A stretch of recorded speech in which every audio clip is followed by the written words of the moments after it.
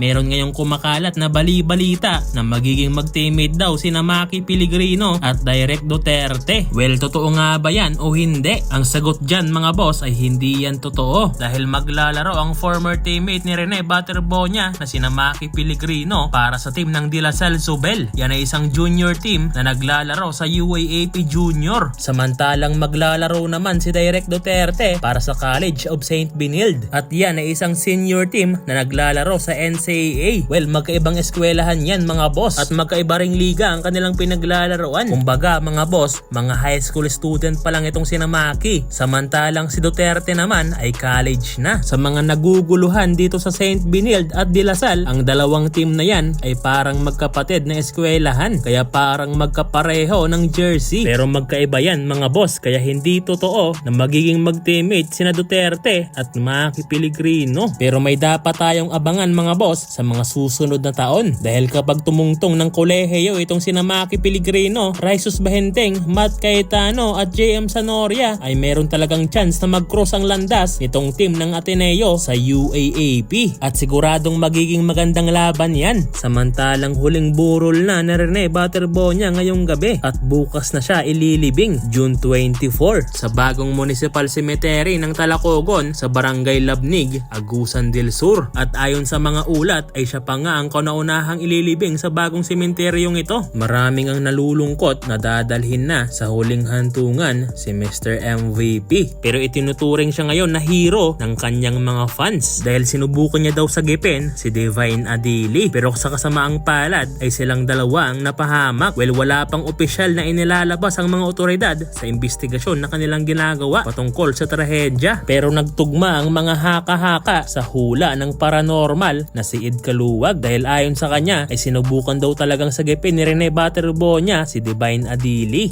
At eto pa ang nakakatuwa mga boss, idineklara ng Talacogon, Agusan del Sur local government na ang araw ng June 8 ay opisyal ng Rene Clerk Baterbonia Day. Talagang isang bayani mga boss. Inanunsyo ito sa huling araw ng kanyang burol ngayong Martes. Kung sino pa yung mahirap at walang pera, ayun pa yung nadisgrasya. Sana yung mga politiko na lang nakurap sa Pilipinas, di ba? Napaka-unfair talaga ng buhay mga boss. Kung sino pa yung mga batang nangangarap na may ahon sa kahirapan ng kanilang pamilya, ayun pa ang namayapan ng maaga. Napakasakit lang mga boss na marinig na sinabi ng lolo ni Rene Baterbonia na umutang pa siya ng TV na 75 inches para lang mapanood ang kanyang apo na si Rene Baterbonia sa UAAP. Ang kaso nga lang, hindi na yan mangyayari. Talagang sayang na sayang itong mga batang to mga boss.